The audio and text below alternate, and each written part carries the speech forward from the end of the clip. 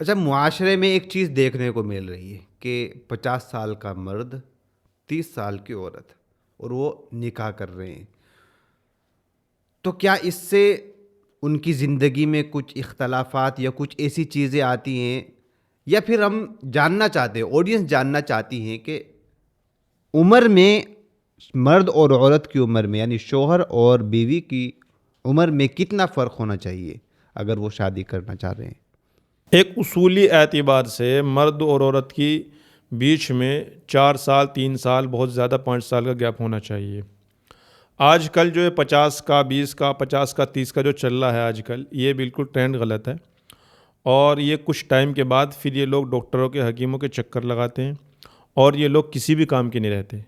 اس لیے بہتر اور بہترین یہ ہے کہ اول ٹائم پہ شادی کرے اور دونوں قریب قریب کی دیکھے. یہ اتنا زیادہ گیپ نہیں چلا کرتا. یہ تو ایک طریقے سے ہمارے زندگی کو، ہماری لائف کو برباد کر رہا ہے اور تباہ کر رہا ہے.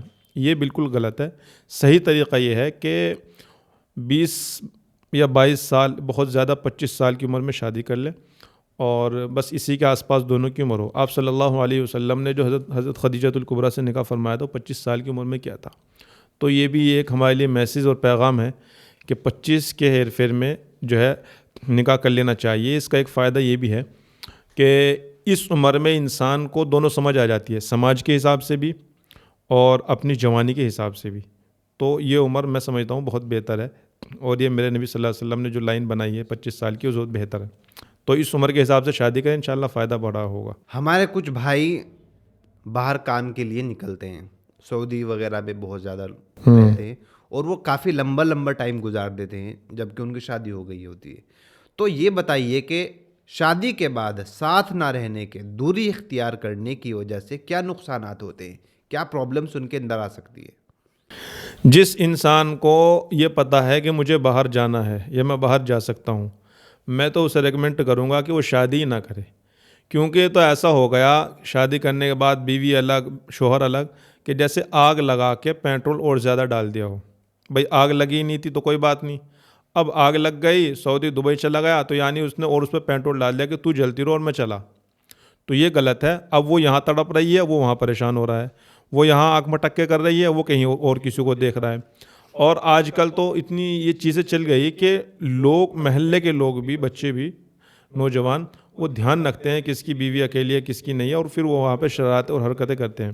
تو میں ریکمینڈ کروں گا کہ بہتر ہے اور بہترین یہ ہے کہ شادی کرنے کے بعد اپنے آپ کو اپنی وائف کے آس پاس کے علاقے میں سیٹل کرے، تاکہ روز کم از کم ملاقات ہو. جتنا بیوی کے پاس رہیں گے انشاءاللہ اتنا مزہ آئے گا، اتنی لائف اچھی چلے گی. اچھا، کچھ کیسز بہت دیکھنے کو مل رہے ہیں کہ 10 سال کی لڑکی بھاگ گئی، 12 سال کی لڑکی اسکول سے فرار ہو گئی، 10 سال کا بچہ زنا کرتے ہوئے پکڑا گیا.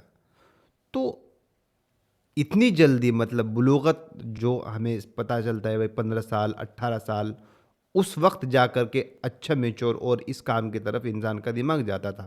تو کیا وجہ ہے کہ اتنی جلدی انسان کا، اتنی جلدی بچوں کا بالغ ہو جانا، اس کی کیا وجہ ہے؟ کیا ایسا ہو رہا ہے؟ ہریانہ میں آپ نے رپورٹ پڑھی ہوگی، خبر سنی ہوگی، ہریانہ کی ایک بچی نے 9 سال کی عمر میں بچہ دے دیا.